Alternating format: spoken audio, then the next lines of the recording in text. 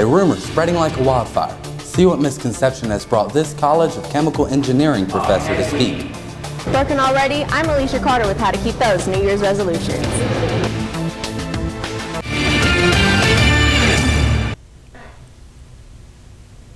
These stories in a moment, but first, police have arrested a man that they believe is involved in the Starkville Sportsplex shooting.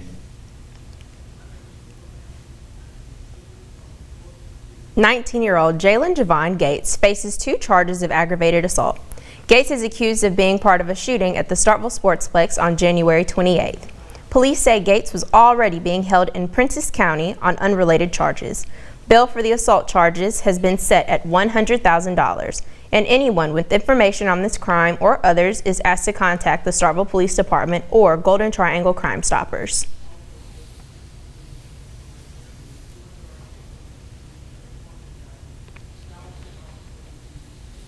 And it's a very cold night out there tonight.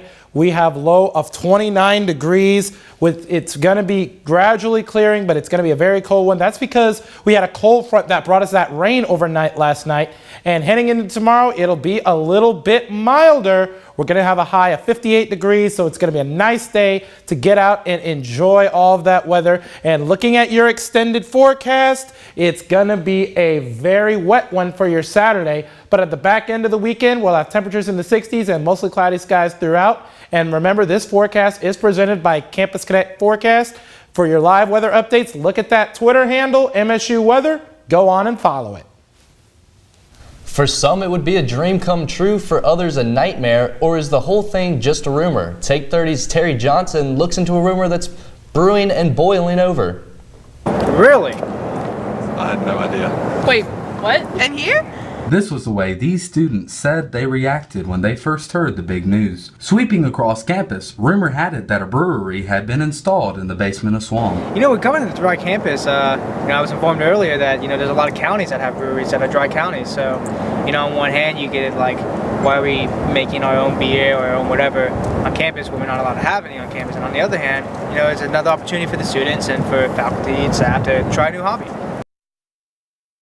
The common thread is that the College of Chemical Engineering decided they wanted to provide a new avenue for students looking to understand the science behind making the go-to beverage for many college students. Earlier this week, I came down here to the ground floor of SWAM and I had a conversation with Dr. Bill Elmer, the director of the College of Chemical Engineering. See what he had to say when he heard about this rumor gone wild. Oh, that's awesome. I wish we could do that. That's too cool. That didn't happen. All it was a project where we studied the kinetics of fermentation.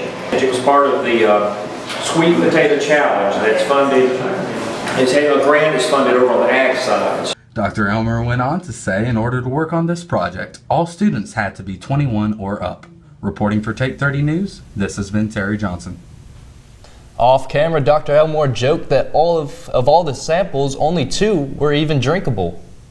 Last week, severe drought was recorded in Oktibbeha County for the first time since March of 2017. Despite recent rain, the drought in northeast Mississippi continues to expand. The latest drought monitor, released on February 1st, shows a section of dark orange signifying severe drought across much of central Mississippi. As of now, impacts are limited to farmers who began cool season planting last week. The State Climate Office says a current rainy pattern should minimize drought growth over the next few weeks. Now could be a little bit concerning as if there's not any recharge, because as those temperatures get up, that drought's just going to keep perpetuating itself, and the demand for water will keep increasing, and if the water's not there, that means the drought is going to keep deepening and getting worse and worse. The State Climate Office says the drought could become a concern if it lasts into the spring growing season. The next drought update will be released this coming Thursday. Preparing for the worst, students on campus are giving blood just in case a disaster strikes. The American Red Cross made a visit to MSU's campus yesterday to collect blood from students wanting to make a difference. This event was run by Red Cross nurses as well as volunteers from the local chapter of the Red Cross Club. The blood drive was held on the second floor of the Culver Student Union on MSU's campus. Student volunteer Jimmy Falls says last year's natural disasters motivated their clubs to take action. Last year we done the blood drives because of Hurricane Harvey and Hurricane Maria, and we just kind of continue doing them. Most of the time we get between, say, 40 and 60 units, so we help out. It's not a lot, but it's a lot whenever you actually need the blood. Falls tells us the blood donated here could be used to save lives across the country. If you miss this event, he says they'll hold another one later in the semester. After his father's plane went down in the Gulf of Mexico and was never found, this son decided it was his mission to find his father and bring him home. Jacob Kissinger, a former Mississippi State student, is searching for his father, Bill Kissinger, whose plane went down in the Gulf of Mexico. Bill is a pilot for Pilots and Paws, an organization that rescues dogs who are going to be euthanized in pounds throughout the U.S. On January 3rd, my dad flew out of Oklahoma City to go to Houston to rescue a dog when he became unconscious in flight and his plane went down over the Gulf of Mexico. So Dad's airplane took off here, Wiley Post Airport in Oklahoma City, and he was flying south to Georgetown, Texas, near Houston. So he flew, and then once he got over Dallas-Fort Worth airspace is when he stopped responding. So the autopilot on the plane would have turned the plane south toward Houston. When it went over Galveston and then into the Gulf, it would have kept flying straight, flew directly over Galveston to Cancun, almost to Cancun, to a town called Merida. And right here where the ocean shelf begins, about a 50 square mile of where my dad is. Right there. Cancun being here. The last contact was about right here, and it was at 19,000 feet, which is way higher than he ever should have been flying, which shows it's possible that the plane hit an updraft right here, flew high, and the planes go up and down when they run out of fuel. They're at the mercy of the wind. The planes don't fall out of the air. It's a plane, it's flying. It just doesn't have any thrust, so until it descends all the way, it's going to go up and down with the wind. If you'd like to help me and my family get a little bit of closure through all this, you can go to GoFundMe.com, and the GoFundMe is under Help Me Find My Dad. What I'm trying to do right now is raise the money and get the support to where I can lease a side scan sonar device, which will tow behind a boat, which essentially maps the ocean floor. If there's an airplane on the ground where we think he went down, we will see it. We know my dad's probably dead, but we know where he is, and we'd like to look and find him. This is Colin McCauley for Take 30 News. Changes could be coming to alcohol restrictions in Starkville. A proposal was recently made to allow alcohol to be taken from a restaurant in a to-go cup. Take 30's Jordan Darensberg shows us why not everyone's on board. A new alcohol ordinance proposed by Mayor Lynn Spruill would allow for alcohol to be taken out of a restaurant in either downtown or the Cotton District. Aaron Martin, the incoming general manager at Ben 612, located in the Cotton District, says that it's a great idea. I think it's a good idea. As far as the to-go cups, I haven't really looked into too much into it, but the to-go cups I think is a good idea. I think there will have to be some sort of regulation as far as boundaries, where it can be taken. And lo and behold, there are restrictions to this. While the ordinance allows for alcohol to be taken in a to-go cup, the alcoholic beverage cannot be taken out of the designated entertainment areas, such as downtown and the Cotton District. MSU student Don Higgins likes the idea. I think it's a great idea. I mean, I always feel like if you can get like a to-go box of food or something and take it out, why not take alcohol out the restaurant? Why I gotta drink it in the restaurant? While many students and people in and around Starkville are big fans of the new ordinance that will relax some of the alcohol restrictions here in places like the Cotton District, some others aren't really big fans of this due to the potential irresponsibility that can be caused by it. I feel like it might be a little irresponsible in that you say that people will stay around the area and they can stay in the area of the restaurants and bars giving out the alcohol, but some people might be able to actually leave and bring their alcohol home with them, or possibly drive home with the alcohol in their hands, and they've been drinking, they're going to drive, they might get in an accident. I just don't think it's a good idea. The districts would be designated by the Starkville City Council. The ordinance would be allowed Monday through Thursday from 4 p.m. to midnight, Friday and Saturday from noon to 1 a.m., and Sunday from noon to midnight. For Take 30 News, I'm Jordan Derensberg. Still to come, we'll give you tips to staying motivated at the gym and keeping your New Year's resolution.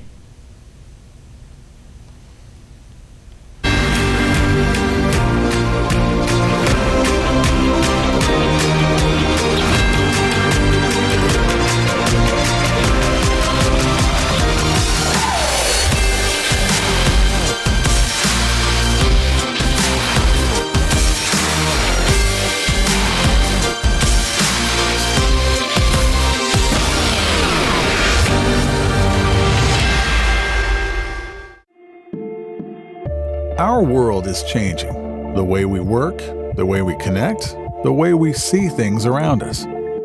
At Mississippi State University, we're agents of change, creating our own bright futures, solving real problems, turning challenges into possibilities, and lighting the way to a whole new world of emerging markets.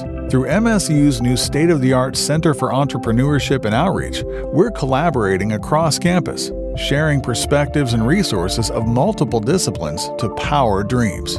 But we're so much more than dreamers. We've launched hundreds of student-led businesses, earning millions in revenue, and impacting our state's economy in new and creative ways. We're the next generation of business leaders, and we're ready for a changing world. How do we know we're ready?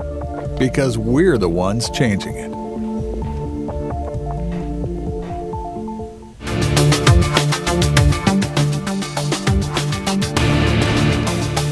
Did you make a resolution this year to stay in shape but are having trouble staying motivated? Well, good news, you're not alone. There's still time to make those New Year's resolutions. Resolutions to get in better shape and live a healthier lifestyle. But how are the students here doing to stay true to their resolutions? My gym resolution was basically just to continue to stay in the gym, work hard, and definitely be consistent in my workouts each week. Trainer Michael Sapin at the Sanderson says things are slowing down, but people are still going strong.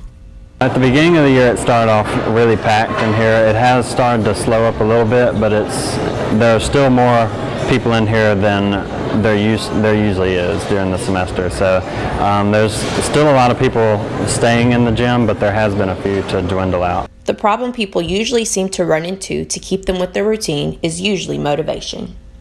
What keeps me motivated in the gym is to basically look at myself from a month from now or 2 months from now and just see, like, okay, if I continue to work out, I will be able to reach one of my goals by the end of the month. While Jessica and other students seem to still have their motivation going, Michael has some encouraging words for anyone that might be doubting themselves. To everybody that started coming into the gym this year, and to people that's been coming to gym and making themselves healthier and getting into fitness, just stick at it. You know, it's a marathon, not a sprint. So just stay for it. A dream come true, 2 MSU students have the opportunity of a lifetime to be an opener for a famous rapper. Kyle Hallman and Jackson Hallman are 2 students with a talent that has brought them a long way, from DJing in their house to playing the pre-show for a well-known rapper, A$AP Ferg. The 2 boys, who are actually not related, competed last week in a local DJ competition against 17 other DJs from the Starkville area. Their performance outshone the rest and has landed them a gig that they will surely never forget. Kyle, the hype man of the duo, says he has dreamed of this for a long time. I was telling him the other day, I literally drove 5 hours to a concert by myself to see A$AP Ferg 2 years ago because I'm such a big fan. And if you would have told me 2 years ago that there's the potential opportunity to open up for him one day, I would have never believed that. But here we are, so we're really excited about it. The A$AP Ferg concert will be on February 24th at the MSU Horse Park. And now coming up, we have your full weather forecast with Jordan Derensberg.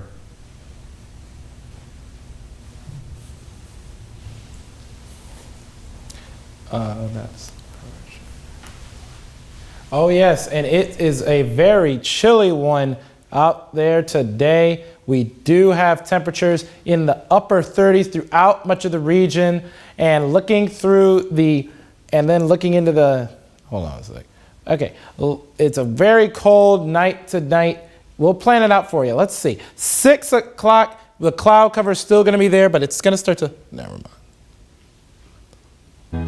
We all depend on accurate weather forecasts to plan our day. That's why Mississippi State University is teaching students to forecast the future using real-world news sets as classrooms, putting scientific discoveries in meteorology to the test, while honing on-air reporting skills real-time with local TV stations.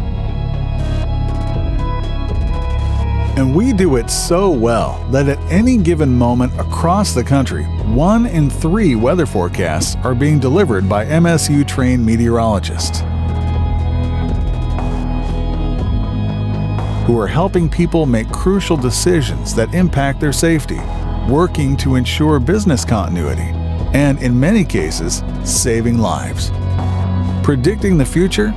That's what we're preparing for every single day, so that you can prepare for your day.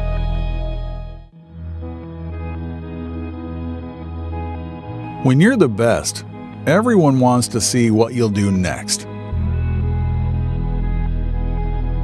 At Mississippi State University, our team of world-class rocket engineers is venturing beyond boundaries, building rockets like none before.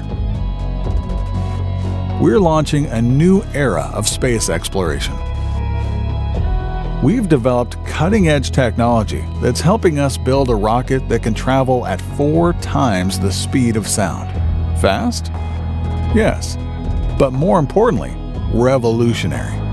For you and for a space program that produces many of the conveniences we enjoy today. We're shaping your life in ways you never dreamed. What's next? Watch us and see. All right, I am Jordan Darensburg with your Campus Connect forecast, and it was a cold one after that rain, had that cold front pass through. We're at 39 here in town, 41 in Louisville, 43 in Macon, so basically mid to upper 30s throughout much of our region. And how about your evening planner, shall we? Our evening planner, it's gonna be mostly cloudy still. It's going to be in the upper 30s throughout much of our region. And then as we get through 8 o'clock, the temperature is going to start to really take a dive, and we're going to be below freezing by 10 o'clock. So make sure you have that coat if you're planning on going out this evening. Now for tonight's graphic. Tonight, we're going to be at a low of 29 degrees. That's a morning low, so that won't necessarily be till if you come out at like 5 in the morning or something like that. It's going to clear gradually, and it's going to be very, very cold. So make sure you are really bundled up if you're heading out. But in the afternoon tomorrow, we're going to have a high of 58 degrees. It's going to be a very dry day out there, unlike what we saw yesterday. So go out and enjoy it with the mild temperatures. And another thing of note, the winds are going to be more northerly because of that cold front. And now for your extended Campus Connect forecast, we have Saturday is your next big chance of rain with highs in the mid-60s. It's going to be mostly cloudy, but then for another slight chance of rain for your Mardi Gras before temperatures drop into the upper 50s. And remember, your forecasts are always current on @MSU Weather, so make sure you follow it on Twitter. Thanks, Jordan. Coming up next, why this Super Bowl was so important to one Mississippi family. If you want to have a big impact in the world, you have to start small. At Mississippi State University, we're starting in the Gulf of Mexico, where a small but crucial barrier island is quickly fading from view. Millions of state dollars are spent dredging sand to replace the vanishing shores of Deer Island, but we think we can do better. We're applying cutting-edge sediment tracers to map the flow of currents and predict the course of sand that's carried out to sea, a process that will help us better understand the drastic transformation taking place. While this is a more cost-effective way to prevent the loss of an island, it's about so much more than saving dollars. It's about taking the first step in a long process to preserve our environment and secure a better, brighter tomorrow. We might be starting small, but rest assured, at Mississippi State University, we're dreaming big. It's been said that where there's water, there's life. For some parts of the world, that simple truth has never been more evident. Fields aren't getting the water they need. Fertilizer is washing into nearby rivers and streams, and harm to the environment is rising. At Mississippi State University, we're working to change this. By designing and implementing better irrigation solutions, we're collecting, conserving, and recycling nutrient-rich water, allowing us to reduce waste, secure the livelihoods of farmers, and pave the way for a safer, cleaner environment for fish and wildlife. But we're not stopping there. We're taking the process developed in our own backyard and applying it to a global stage. So whether it's Israel, the Philippines, or Indianola, Mississippi, we're ensuring simple truths endure, that where there's water, there's life. And where there's ingenuity at work, there's Mississippi State University.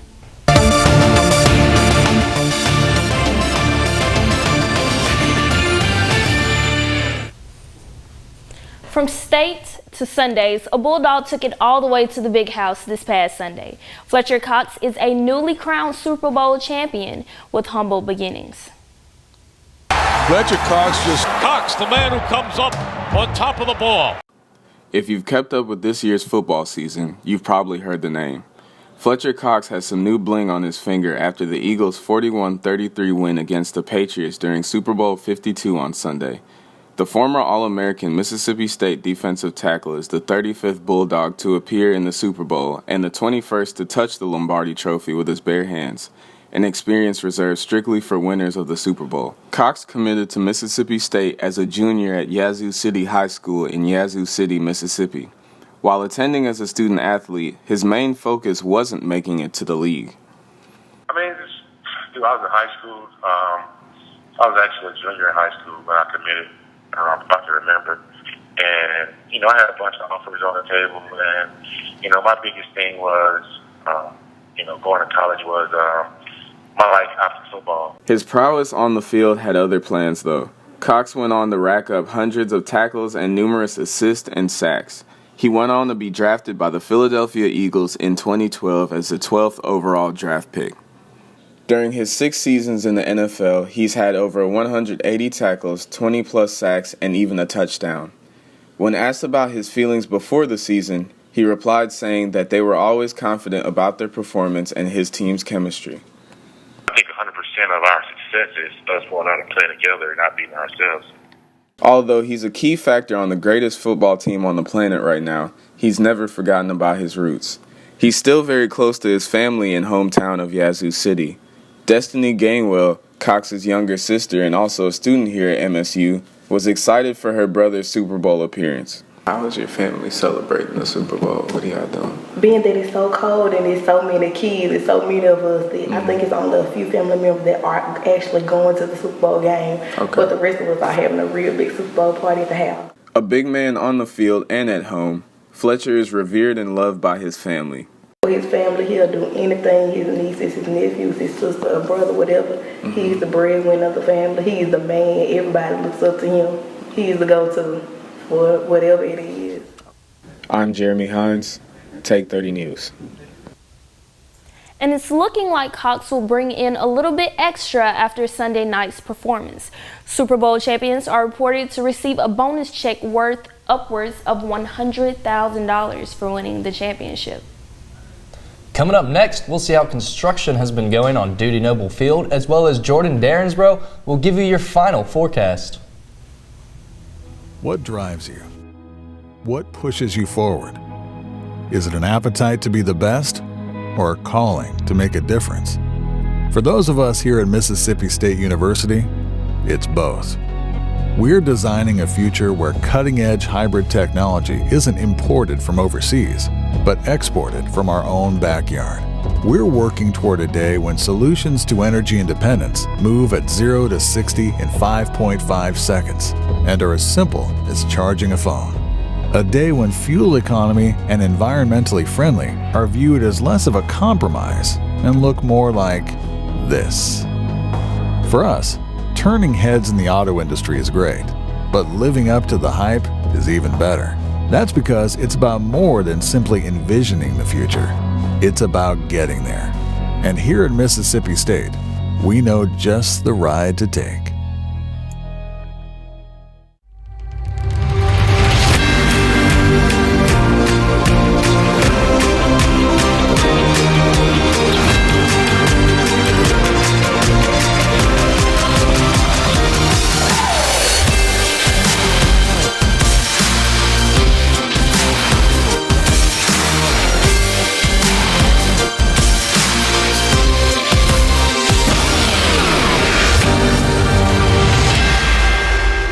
The Mississippi State baseball team is preparing to open their 2018 season on new turf.